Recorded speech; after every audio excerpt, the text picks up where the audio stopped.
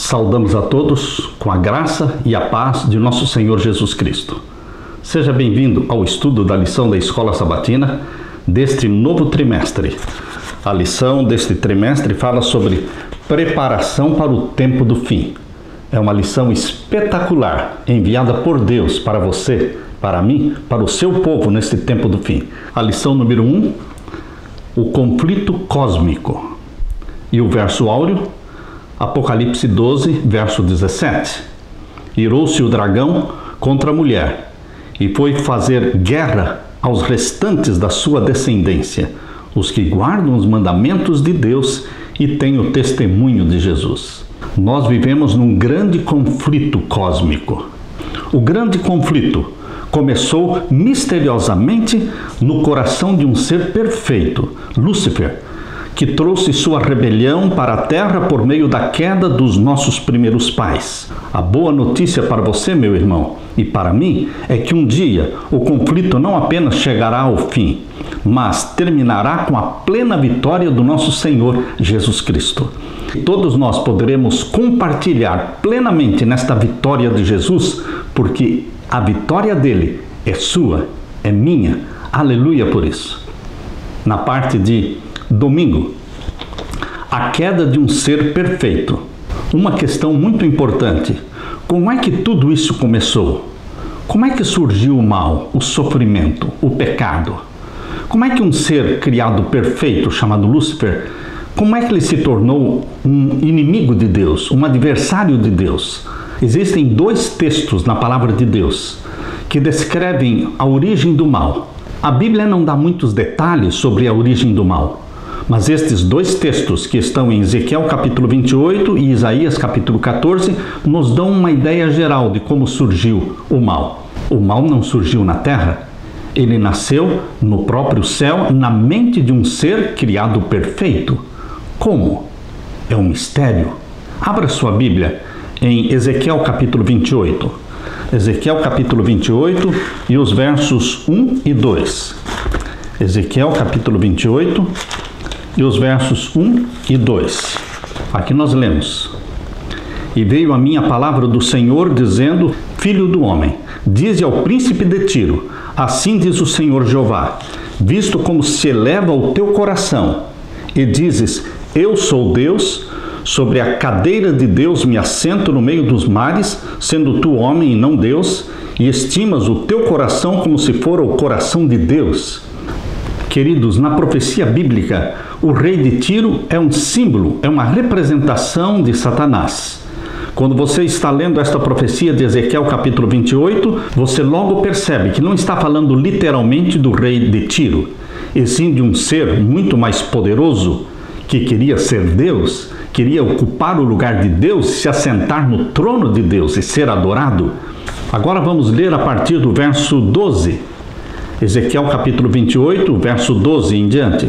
Filho do homem, levanta uma lamentação sobre o rei de Tiro, e dize-lhe: Assim diz o Senhor Jeová, tu és um aferidor de medidas, cheio de sabedoria e perfeito em formosura.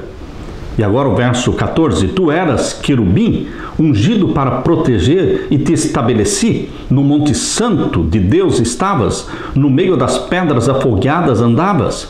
Perfeito eras nos teus caminhos, desde o dia em que foste criado, até que se achou iniquidade em ti. Verso 16. Na multiplicação do teu comércio se encheu o teu interior de violência e pecaste, pelo que te lançarei profanado fora do monte de Deus, e te farei perecer, ó querubim protetor, entre pedras afogueadas. Elevou-se o teu coração por causa da tua formosura, corrompeste a tua sabedoria por causa do teu resplendor. Por terra te lancei, diante dos reis te pus, para que olhem para ti. E o verso 18. Pela multidão das tuas iniquidades, pela injustiça do teu comércio, profanaste os teus santuários. Eu, pois, fiz sair do meio de ti um fogo que te consumiu a ti, e te tornei em cinza sobre a terra aos olhos de todos os que te veem. E o verso 19, finalzinho: E nunca mais serás para sempre. Eu louvo a Deus, porque Ezequiel capítulo 28 não fala somente da origem do mal, mas Ezequiel capítulo 28 também fala do fim, da destruição, porque aqui no verso 18 está dizendo que Satanás, o inimigo de Deus, ele morrerá de uma forma bem específica. Eu, pois, fiz sair do meio de ti um fogo que te consumiu a ti e te tornei em cinza sobre a terra aos olhos de todos os que te veem. Queridos, Satanás, ele será destruído por um fogo, ele será lançado no lago de fogo e enxofre, diz lá em Apocalipse capítulo 20, mas aqui menciona que sairá um fogo de dentro dele que vai consumi-lo e torná-lo cinzas. E o finalzinho do verso 19 diz: e nunca mais serás para sempre. É o fim do mal. Há pessoas que pensam que o bem e o mal são eternos. Sempre existiram e sempre vão existir. Este é um engano, esta é uma doutrina satânica. O bem e o mal não são eternos. O bem é Jesus Cristo, ele é eterno. Mas o mal teve um início, ele nasceu na mente de Lúcifer. O pecado nasceu na mente dele. O pecado não veio de uma outra galáxia. O pecado não veio de um outro planeta e penetrou em Lúcifer. Nasceu no próprio Lúcifer. Como?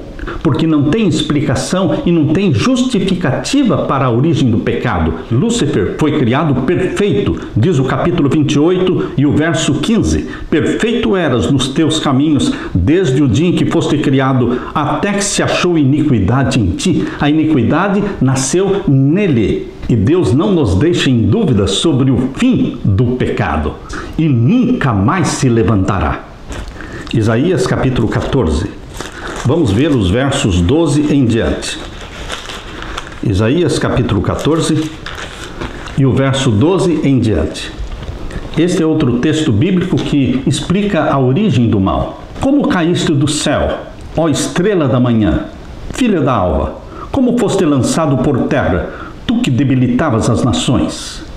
E tu dizias no teu coração: eu subirei ao céu, acima das estrelas de Deus exaltarei o meu trono, e no monte santo da congregação me assentarei da banda dos lados do norte.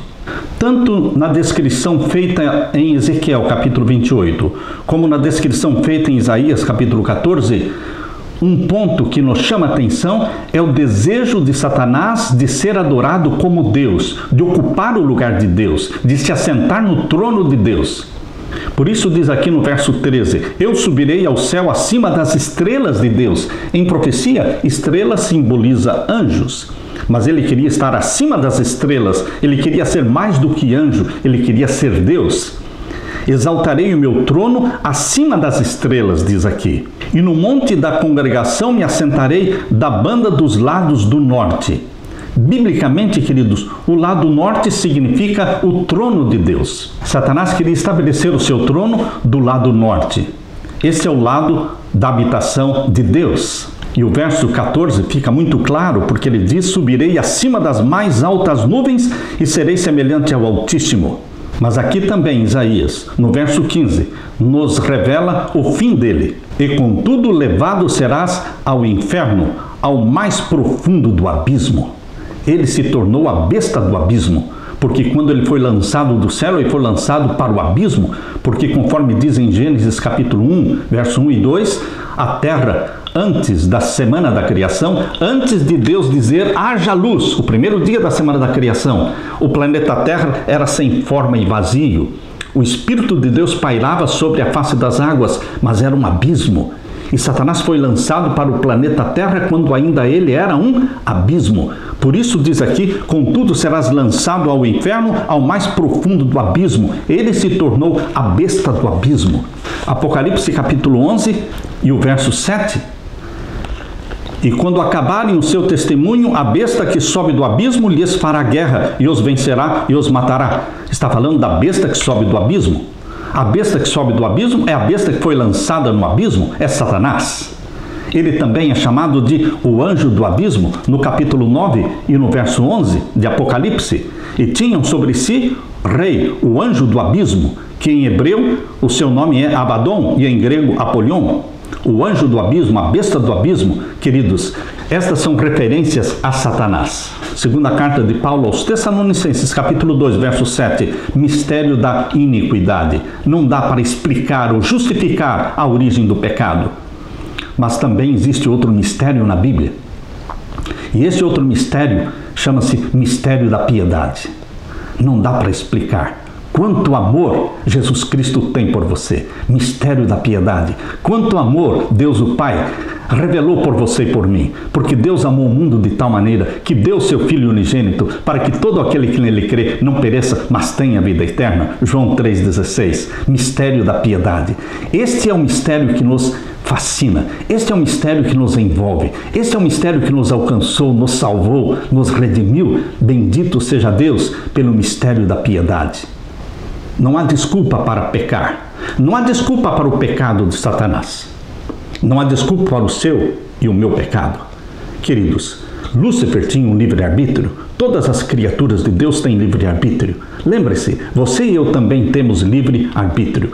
Nós decidimos pecar ou não pecar. Mas, pastor, eu tenho uma natureza pecaminosa? Eu não pedi para ter a natureza pecaminosa? Eu já nasci com ela? Sim, queridos, todos nós já nascemos com uma natureza pecaminosa. Mas você não vai se perder porque nasceu com uma natureza pecaminosa? A perdição não é porque nascemos com uma natureza pecaminosa do ventre da nossa mãe. A perdição é porque homens e mulheres conscientemente dizem não para Jesus Cristo. Não querem nascer de novo, não querem ser gerados pelo Espírito Santo, não querem ter a natureza santa e espiritual. Por isso, queridos, nós decidimos ter a natureza santa de Jesus. Nós decidimos ser novas criaturas pelo poder de Jesus Cristo. Nós confessamos os nossos pecados e somos perdoados. Queridos, se pecarmos, temos um advogado que é Jesus Cristo justo, que nos perdoa, que intercede por nós. Mas o plano de Deus, o sonho de Deus para você e para mim, 1 João capítulo 2, verso 1 é: filhinhos, eu vos escrevo para que não pequeis. Este é o sonho de Deus para você e para mim, que não pequemos. Mas, se pecarmos, ou quando pecarmos, devemos correr para Jesus, em confissões, em lágrimas, e Ele nos perdoa. Perdão comprado pelo seu sangue. Aleluia por isso. Na parte de segunda-feira, conhecimento e submissão.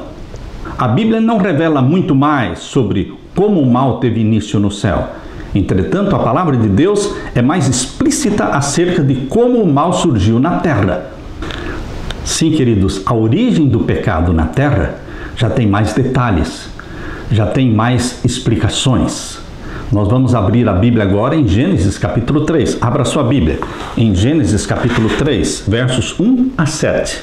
Vamos ler. Ora, a serpente era mais astuta que todas as alimárias do campo que o Senhor Deus tinha feito. E esta disse à mulher: é assim que Deus disse: não comereis de toda a árvore do jardim? Entendam, queridos, que animais nunca falaram e nunca falarão. Quando a Bíblia diz que a serpente falou à mulher, na realidade foi Satanás que falou. Foi Satanás que usou a serpente como um médium. Assim como existem hoje médiums espíritas que falam, mas a voz não é deles. O conteúdo da mensagem que dão não é deles. É Satanás falando através dos médiums espíritas. Era Satanás quem estava falando com Eva, dizendo: é assim que Deus disse, não comereis de toda a árvore do jardim? E Eva decidiu dialogar com Satanás. Você não pode dialogar com Satanás. Você não pode dialogar com endemoniados. E disse a mulher à serpente: do fruto das árvores do jardim comeremos, mas do fruto da árvore que está no meio do jardim, disse Deus, não comereis dele, nem nele tocareis, para que não morrais. Então a serpente disse à mulher: certamente não morrereis. Em Gênesis capítulo 2, o verso 16, Deus disse: e ordenou o Senhor Deus ao homem, dizendo: de toda a árvore do jardim comerás livremente. Vejam, de toda a árvore do jardim comerás livremente. E Satanás, ele usou esta frase de Deus, mas de uma maneira sutil. Ele disse no capítulo 3, no verso 1, não comereis de toda árvore do jardim? Deus não disse não comereis de toda árvore do jardim. Deus disse comereis de todas as árvores do jardim. Mas, verso 17, capítulo 2, verso 17, mas da árvore da ciência do bem e do mal, dela não comerás, porque no dia em que dela comeres, certamente morrerás. Veja como Satanás usa a Bíblia com outras intenções. Ele cita porções da Bíblia, mas ele torce estas porções da Bíblia, como torceu Gênesis 2,16. Queridos, em Gênesis capítulo 3, verso 4, Satanás falou, certamente não morrereis. Agora Satanás falou de uma forma oposta à declaração divina. Deus disse, certamente morrerás. Queridos, existe na terra hoje uma filosofia que domina o mundo, dizendo que não há morte. Todas as religiões pagãs, bem como o Espiritismo, eles acreditam naquilo que Satanás disse, certamente não morrereis. Eles acreditam que não existe a morte. Porém, depois de 930 anos, quando Adão morreu, porque a Bíblia diz em Gênesis que Adão viveu 930 anos, isso está em Gênesis capítulo 5. Em Gênesis capítulo 5, verso 5 diz, e foram todos os dias que Adão viveu 930 anos e morreu. Pois bem, depois que Adão morreu, Satanás veio com uma outra mentira, morre somente o corpo. E esta é a mentira espírita. Aqueles que acreditam que morre somente o corpo, mas a alma continua vivendo eternamente. Satanás quer que os seres humanos pecadores acreditem que eles têm dentro deles algo imortal. Mas nós não temos nada em nós imortal. A palavra imortal, biblicamente, ela se aplica unicamente ao Deus, Criador dos céus e da terra. Somente Ele é imortal. Abra sua Bíblia em primeira carta de Paulo a Timóteo. A primeira carta de Paulo a Timóteo, capítulo 1 e o verso 17. Ora, ao Rei dos séculos, imortal, invisível, ao único Deus, seja honra e glória para todos sempre. Amém. A Bíblia é clara ao afirmar que Deus é o único imortal. E ainda na primeira carta de Timóteo, capítulo 6 e o verso 16, aquele que tem, ele só, a imortalidade e habita na luz inacessível, a quem nenhum dos homens viu nem pode ver, o qual seja honra e poder sempre eterno. Amém. Ele só tem a imortalidade. De onde veio então a teoria ou o ensinamento de que existe algo dentro de você que é imortal, que morre só o corpo, mas que a alma continua vivendo eternamente, porque a alma é imortal? A palavra imortal não pertence ao ser humano. A palavra imortal pertence a Deus. E quando Satanás disse, certamente não morrereis, ele mentiu. Porque Deus disse, certamente morrereis. Aquele que peca, morre, mas pela graça de meu Senhor Jesus Cristo e pelo perdão que nos foi comprado pelo sangue de Jesus Cristo, nós podemos receber a vida eterna. Nós poderemos sim receber a vida imortal que pertence a Deus. A vida imortal, a imortalidade de meu Senhor Jesus Cristo nos é concedida pelo seu sangue. Este é o mistério da piedade, do amor do nosso Deus. Lembre-se, as palavras de Deus, certamente morrereis. Estas palavras se cumpriram no mesmo dia, na mesma hora, no mesmo segundo em que Adão comeu. A Bíblia diz que no momento em que Adão comeu do fruto proibido, sumiram, desapareceram as vestes de glória com as quais ele estava vestido. Abra sua Bíblia novamente em Gênesis capítulo 3. Lemos aqui o capítulo 3 e o verso 6 e 7. E vendo a mulher que aquela árvore era boa para se comer, e agradável aos olhos, e árvore desejável para dar entendimento, tomou do seu fruto e comeu, e deu também ao seu marido, e ele comeu com ela. Então foram abertos os olhos de ambos, e conheceram que estavam nus, e coseram folhas de figueira, e fizeram para si aventais. No mesmo instante em que Adão comeu, morreu a natureza santa e espiritual dele e de Eva. Houve uma morte instantânea. Eles foram criados no reino espiritual de Deus. Eles não foram criados no reino animal, dominado e governado por instintos. Eles foram criados no reino espiritual de Deus, guiados pelo Espírito Santo, dominados pela razão. Mas quando eles pecaram, eles caíram para o reino animal, onde tudo é instinto. E queridos, eles perderam aquela natureza santa, espiritual, glorificada. É isso que Jesus Cristo quer restaurar em você, meu querido irmão. É isso que Jesus oferece para você, a natureza santa, espiritual e glorificada dele. Ele quer dar para você aquilo que você perdeu, aquilo que o primeiro Adão perdeu, o segundo Adão, chamado Jesus Cristo, ele quer restaurar em você, restaurar a imagem e a semelhança divina. Queridos, Jesus Cristo veio para nos devolver esta natureza santa, para nos colocar no reino espiritual de Deus, como filhos e filhas de Deus, não governados por instintos como animais, mas governados pela razão, e o Espírito Santo fala através da razão. Louvado seja Deus, porque não fomos abandonados por Deus. Há um resgate. Abra sua Bíblia. A primeira carta de João, capítulo 3. Veja o mistério da piedade de Deus. Verso 1 e 2. Primeira carta de João, capítulo 3, versos 1 e 2. Vede quão grande amor nos tem concedido o Pai, que fôssemos chamados filhos de Deus. Por isso o mundo não nos conhece, porque ou não conhece a Ele. Amados, agora somos filhos de Deus e ainda não é manifestado o que havemos de ser, mas sabemos que quando Ele se manifestar, seremos semelhantes a Ele. Jesus Cristo, Ele fará você e a mim semelhantes a Ele, glorificados, uma natureza humana glorificada, espiritual e santa. Seremos semelhantes a Ele, porque assim como é, o veremos. Aleluia, por este bendito plano da redenção em Cristo Jesus. Na parte de terça-feira, guerra no céu e na terra. A queda dos nossos primeiros pais afundou o mundo no pecado, na maldade e na morte. Todos nós nascemos sem aquela natureza santa, espiritual e glorificada que Adão e Eva tinham antes do pecado. Nascemos com uma natureza carnal, dominada e governada por instintos, por desejos pecaminosos.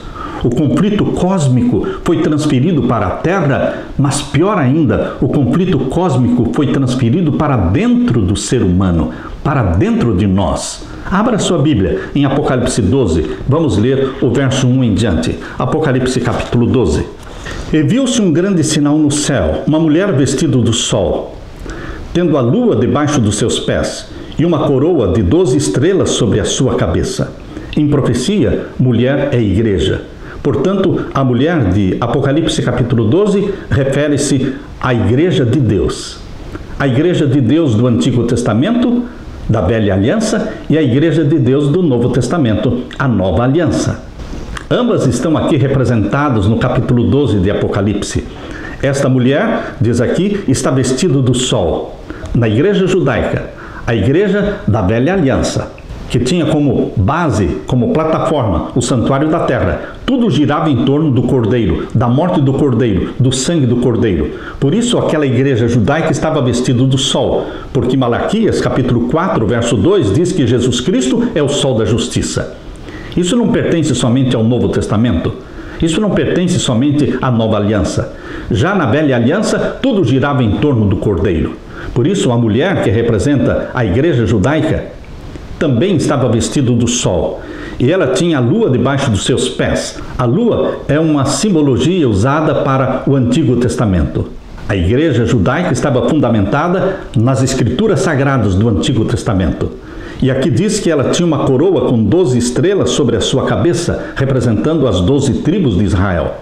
Mas, queridos, esta mulher também representa a igreja do Novo Testamento, vestida do sol da justiça, que é Jesus Cristo, e também com uma coroa com 12 estrelas na cabeça, representando os 12 apóstolos.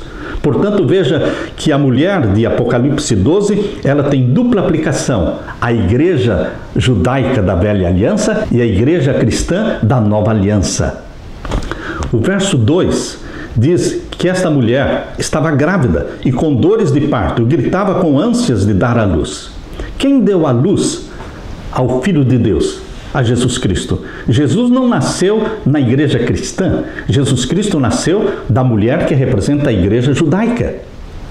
Estão percebendo? Jesus Cristo nasceu da mulher que representa a igreja judaica. Quando Jesus nasceu, ainda não existia a igreja cristã. E o verso 3 diz: E viu-se outro sinal no céu, e eis que era um grande dragão vermelho que tinha 7 cabeças e 10 chifres, e sobre as suas cabeças 7 diademas. E a sua cauda levou após si a terça parte das estrelas do céu, e lançou-as sobre a terra, e o dragão parou diante da mulher que havia de dar à luz, para que, dando ela à luz, lhe tragasse o filho. Satanás fez todo o esforço possível para destruir a vida do Filho de Deus quando ele nasceu. Lembre-se que o Filho de Deus nasceu da igreja judaica, mas o Filho de Deus fundou a igreja cristã. Por isso, queridos, em Apocalipse 12, nós temos que entender que é uma referência às duas igrejas. E o verso 5: E deu à luz a um filho, um varão que há de reger todas as nações com vara de ferro. E o seu filho foi arrebatado para Deus e para o seu trono. O verso 6: E a mulher fugiu para o deserto, onde já tinha lugar preparado por Deus para que ali fosse alimentada durante 1260 dias. E houve batalha no céu. Miguel e os seus anjos batalhavam contra o dragão, e batalhava o dragão e os seus anjos. Mas não prevaleceram, nem mais o seu lugar se achou no céu. A primeira batalha ocorreu no céu. Foi entre o dragão e Miguel. Miguel é o nome de guerra de Jesus Cristo. Quando ele está em guerra com Satanás, ele usa o nome Miguel, aquele que é igual a Deus. O rebelde Lúcifer ficou conhecido como Satanás, adversário, inimigo de Deus. Jesus Cristo veio como segundo Adão, e ele enfrentaria Satanás como segundo Adão, na idade adulta, não como um bebezinho. Ao fracassar em sua batalha contra Jesus Cristo, quando criança ainda, depois sendo derrotado por Jesus Cristo no deserto da tentação, e posteriormente sendo derrotado por Jesus na cruz do Calvário, Satanás, após a sua derrota irreversível no Calvário, foi guerrear contra o povo de Cristo, a igreja de Cristo. Todo o ódio de Satanás se voltou agora contra a igreja de Cristo que permaneceu na terra. Apocalipse 12 e o verso 13. E quando o dragão viu que fora lançado na terra, perseguiu a mulher que dera à luz o varão. Essa guerra de Satanás, este ódio dele contra o povo de Deus, tem se arrastado ao longo dos séculos através da história cristã. Apocalipse 12, verso 6, nós lemos: A mulher fugiu para o deserto, onde já tinha lugar preparado por Deus para que ali fosse alimentada durante 1260 dias. Mas a igreja de Jesus foi vitoriosa durante a Idade Média, durante a primeira supremacia papal. E a igreja de Jesus Cristo continuará sendo vitoriosa agora no tempo do fim, quando a supremacia papal será recuperada, porque a vitória de Jesus Cristo é nossa. Apocalipse capítulo 12, versos 10 a 12 diz: E ouvi uma grande voz no céu, que dizia: Agora chegada está a salvação e a força, e o reino do nosso Deus, e o poder do seu Cristo. Porque já o acusador de nossos irmãos é derribado, o qual diante do nosso Deus os acusava de dia e de noite. Esta profecia do verso 10, do capítulo 12, tem uma aplicação específica ao momento em que Jesus Cristo morreu na cruz. Quando Jesus Cristo morreu na cruz, romperam-se os laços de simpatia que ainda existiam entre Satanás e os anjos não caídos no céu. Quando você lê o livro Desejado de Todas as Nações, no capítulo que fala sobre a morte de Jesus Cristo na cruz, você descobre ali que existiam laços de simpatia entre Satanás e os anjos não caídos. Ele estava mascarado. Os anjos de Deus ainda não percebiam as verdadeiras intenções de Satanás. Mas quando ele matou Jesus Cristo na cruz, romperam-se os laços de simpatia, caiu a máscara de Satanás. E os anjos de Deus o viram como bandido, como assassino do Filho de Deus. Queridos, até o momento em que Jesus Cristo morreu na cruz, Satanás era o representante da família humana nos concílios do céu. Essa é a história que está relatada lá em Jó capítulo 1 e capítulo 2, quando Satanás ia aos concílios do céu representando a família humana. Porém, Cristo Jesus morreu na cruz. Ele venceu a Satanás. Ele morreu sem pecar, ele morreu pelos nossos pecados e ele ressuscitou da morte e subiu ao céu como nosso representante. Queridos, o segundo Adão, Jesus Cristo, é quem responde pelos negócios da terra nos concílios do céu. Não mais Satanás, nunca mais Satanás subiu ao céu. Quando Jesus Cristo morreu na cruz, Satanás caiu pela segunda vez. É a segunda queda. A primeira queda foi lá quando ele foi expulso do céu como anjo querubim. Apocalipse capítulo 12, verso 7. E houve batalha no céu. Miguel e os seus anjos batalhavam contra o dragão, e batalhava o dragão e os seus anjos, mas não prevaleceram, nem mais o seu lugar se achou nos céus. Mas o capítulo 12, verso 10, está falando da segunda queda de Satanás. Quando ele caiu, não da posição de anjo querubim, mas ele caiu como representante da família humana. Não mais ele retornou para o céu. Porque no céu, nos concílios celestiais, ele só acusava os irmãos de Cristo. Por isso diz o capítulo 12, verso 10. Entenda que está se referindo à morte de Jesus na cruz. Verso 10 diz: e ouvi uma grande voz no céu que dizia: agora chegada está a salvação e a força e o reino do nosso Deus. Quando é que a salvação foi concretizada? Quando é que a salvação foi consolidada? Quando é que o sangue realmente foi derramado? Quando é que realmente o nosso perdão foi pago com o sangue de Cristo? Quando ele morreu na cruz.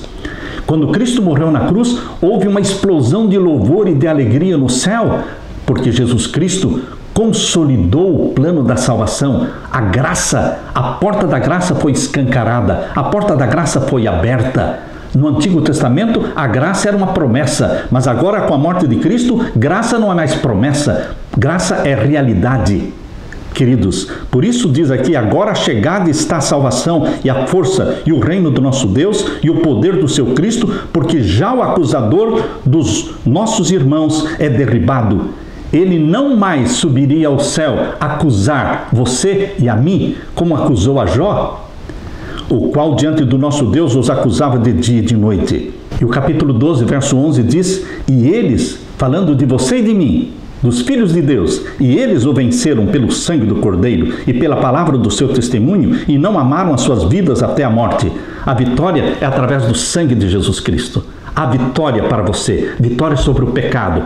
Pecado tem nome, é Satanás. A vitória, sim, sobre Satanás, em Jesus Cristo, porque Cristo venceu. E a vitória de Cristo nos é concedida gratuitamente quando abraçamos a Jesus como Salvador, quando nos apegamos a Jesus, quando em oração confessamos os nossos pecados, quando em oração suplicamos: vem, querido Jesus, viver em mim, cria em mim o teu coração, cria em mim a tua mente. Queridos, é a vitória. E eles o venceram pelo sangue do Cordeiro. Aleluia! Na parte de quarta-feira, Ele está conosco todos os dias. Eis que eu estou convosco todos os dias, até a consumação dos séculos. Mateus capítulo 28, verso 20. Este verso me consola. Este verso consolou Davi Livingstone durante os anos que ele esteve na África. Este verso consolou os mártires durante toda a era cristã. Queridos, eis que eu estou convosco todos os dias até a consumação dos séculos. Consolou aqueles que foram perseguidos durante os 1260 anos. Durante esses 1260 anos de perseguição papal. A perseguição dos 1260 anos. Mencionada em Daniel capítulo 7, verso 25. Um tempo, 2 tempos e metade de um tempo. 1260 dias proféticos. São 1260 anos. Esta profecia começou em 538 e terminou em 1798. Queridos, durante toda esta era de perseguição, Deus disse: eis que eu estou convosco até a consumação dos séculos. Jesus Cristo nunca deixou de estar com o seu povo. O que me conforta é quando eu leio Apocalipse capítulo 1. Abra sua Bíblia em Apocalipse capítulo 1 e nós vemos que Jesus Cristo, no capítulo 1 de Apocalipse, ele está caminhando no meio dos 7 candeeiros. Apocalipse capítulo 1 e o verso 13 diz: e no meio dos 7 castiçais, um semelhante ao Filho do Homem, vestido até os pés de um vestido comprido e cingido pelos peitos com um cinto de ouro.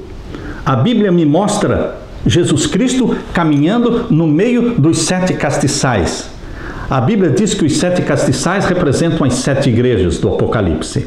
Portanto, queridos, desde a primeira igreja, Éfeso, que começou no ano 31, até a última igreja, que é Laodiceia, que vai até a volta de Jesus Cristo. Durante todas estas eras da história da igreja cristã, Jesus Cristo está caminhando com a sua igreja, está presente, cumprindo a profecia, cumprindo a palavra prometida. Eis que eu estou convosco todos os dias, até a consumação dos séculos. Lembre-se, durante todas as eras da história cristã, desde a igreja de Éfeso até hoje a igreja de Laodiceia, Deus sempre teve um remanescente. Existiram os valdenses, seguidores de Pedro Valdo. Existiram os lolardos, seguidores de João Wycliffe. Existiram os hussitas, seguidores de João Hus. Existiam os albigenses. Existiam os huguenotes. Existiam os irmãos morávios, os irmãos alemães. Existiam os puritanos. Existiam os pietistas. Existiam os condes de Zinzendorf. Existiam os irmãos Wesleys. Queridos, Deus sempre teve um remanescente. Hoje, Deus tem um remanescente e Deus está convidando você para fazer parte deste remanescente que guarda os mandamentos de Deus. Tenha fé em Jesus Cristo. Em Romanos capítulo 8, verso 35, diz que nada nos pode separar do amor de Deus. Nada, nem perseguição, nem fome, nem morte, pode nos separar do amor de Deus. A presença de Cristo conosco, seja agora ou no fim dos tempos, não significa que seremos poupados da dor. Como Paulo, podemos dizer, com certeza, já agora a coroa da justiça me está reservada, a qual o Senhor, reto juiz, nos dará naquele dia, e não somente a mim, mas a todos os que amarem a sua vinda. Segunda carta de Timóteo, capítulo 4, verso 8. Na meditação matinal de 1970, na página 64, diz: estou convosco todos os dias, até a consumação dos séculos. Esta foi a promessa que animou David Livingstone a suportar a doença, a solidão, o perigo no centro da África, após anos de serviços missionários. Emagrecido e doente por 30 febres e mutilado em resultado do encontro com um leão. Ele, David Livingstone, citou este texto em uma reunião de estudantes na Universidade de Glasgow. Isto, disse David Livingstone, era sua fonte de resistência. A glória deste texto, eis que eu estou convosco todos os dias, até a consumação dos séculos, é ser ele um texto moderno. Ele apresenta um Cristo vivo, contemporâneo, que está ao seu lado, ao lado dos seus seguidores, cada dia. Leonardo da Vinci, em seu quadro da Última Ceia, pintou o Salvador Jesus Cristo como um Cristo sempre presente. A encosta que se vê atrás da janela ao fundo do quadro que ele pintou é semelhante à que se encontra próximo a Milão e não a uma encosta lá na Palestina. A mesa e as cadeiras, a toalha e os pratos não são como as que se usavam em Jerusalém no primeiro século, mas semelhantes àquelas que eram usadas na Itália quando foi pintado o quadro. Os homens sentavam-se à mesa em estilo europeu e não no estilo oriental. Provavelmente o artista Da Vinci copiou os objetos então usados no mosteiro em que foi feito o quadro. Ele queria que o povo conhecesse Jesus como um contemporâneo, aquele que está atualmente em nosso meio, beneficiando-nos com o seu companheirismo e convidando-nos para a abnegada lealdade. Jesus Cristo é contemporâneo, é moderno. Eis que eu estou convosco todos os dias, se refere aos seus dias, aos meus dias. A fé cristã tem as raízes no passado, tem as esperanças no futuro, mas é uma religião essencialmente do presente, do agora. Eu estou com você. Não temas, porque eu estou contigo. O Cristo sempre presente é o centro da vida cristã. Na parte de quinta-feira, a lei e o evangelho. Como adventistas do sétimo dia, carregamos em nosso nome muito do que defendemos. A expressão sétimo dia representa o sábado, o sétimo dia da semana, o que indica nossa crença não apenas nesse único mandamento, mas por implicação em todos os 10 mandamentos da lei de Deus. A palavra adventista indica nossa crença no primeiro e no segundo advento de Jesus Cristo. Porque é impossível você crer na segunda vinda de Jesus se você não se regozija com a primeira vinda de Jesus Cristo. É exatamente porque nos regozijamos com a primeira vinda de Cristo, quando Ele se tornou o Cordeiro de Deus que tira o pecado do mundo. É exatamente porque Jesus Cristo morreu e ressuscitou e subiu ao céu e prometeu voltar. É exatamente por isso que somos adventistas, porque cremos na primeira e na segunda vinda de Jesus Cristo em glória e majestade. Adventistas é um nome que proclama os dois maiores acontecimentos no planeta Terra. É o reino da graça sendo implantado na primeira vinda de Cristo e é o reino da glória sendo implantado na segunda vinda de Jesus Cristo. Ninguém pode separar a primeira e a segunda vinda. Quando pregamos a segunda vinda de Jesus, estamos pregando que Jesus Cristo morreu na cruz, ressuscitou, subiu ao céu e vai voltar. Vejam, as duas vindas estão unidas inseparavelmente. Abra sua Bíblia em Apocalipse capítulo 14 e o verso 12. Aqui está a paciência dos santos. Aqui estão os que guardam os mandamentos de Deus e a fé de Jesus Cristo. Sabem, queridos, quantas vezes já lemos este texto de Apocalipse 14, verso 12? E às vezes colocamos a ênfase na obediência aos mandamentos de Deus e a fé de Jesus. Tudo bem, não está nada errado. Mas esse texto não está falando somente da obediência aos mandamentos de Deus e da fé de Jesus. Esse texto está falando também da paciência dos santos. Como você classificaria a sua paciência de 1 a 10? Que nota você daria para a sua paciência? A paciência é um dos maiores frutos práticos do cristianismo genuíno. A paciência, a coerência e o amor da parte de um seguidor de Cristo impressionarão os corações de maneira que os sermões não podem conseguir. Isto está escrito no livro Obreiros Evangélicos, página 204. E por outro lado, uma falta de cortesia, um momento de petulância, uma única palavra áspera, irrefletida, manchar-vos-á a reputação e poderá cerrar de tal modo a porta de corações que nunca mais os alcanceis. O Lar Adventista, página 38. Mas como cultivar a paciência? Por meio da vigilância, da oração, da habitação de Cristo em nós. Na meditação matinal de 2004, do pastor Richards, ele conta que em muitos lares de Singapura está instalado o altar budista. Dentro das casas existe um lugar reservado para o altar de adoração a Buda. Sobre ele, incenso e palitos aromáticos chineses queimam ao redor de ofertas de alimentos. Fong Li era um jovem que vivia num lar assim, budista. Ele começou a assistir às reuniões evangelísticas feitas pelo pastor Richards, da Voz da Profecia. Convencido por aquilo que estava ouvindo e aprendendo da palavra de Deus, Fong Li entregou o coração a Jesus Cristo, mas ele teve grandes problemas para resolver. A sua escola tinha aulas no sábado e a sua mãe, budista, dizia que ele não deveria se tornar um cristão. O pastor Richard foi conversar com o diretor da escola e explicou para o diretor da escola sobre a observância do sábado e pediu para que ele fosse isentado das aulas no sábado. E o diretor da escola concedeu. E então foram falar com a mãe de Fong Li. Ela foi mais dura. Ela disse: ele é meu filho, ele é o meu filho único. Eu o dediquei ao meu Deus quando ele ainda era um bebê. Se ele se tornar um cristão, não haverá ninguém para orar aos meus antepassados quando eu morrer. Por favor, dizia a mãe de Fong Li, não permita que o meu menino se torne um cristão.